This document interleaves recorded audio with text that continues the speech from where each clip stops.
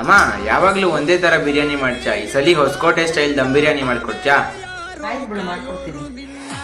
ಒಂದು ಬಾರಿ ಕಣಕೋ ಮುನ್ನ ನೂರಾರು ಸಾರಿ ನೀ ಯೋಚೋದು ಚೆನ್ನ.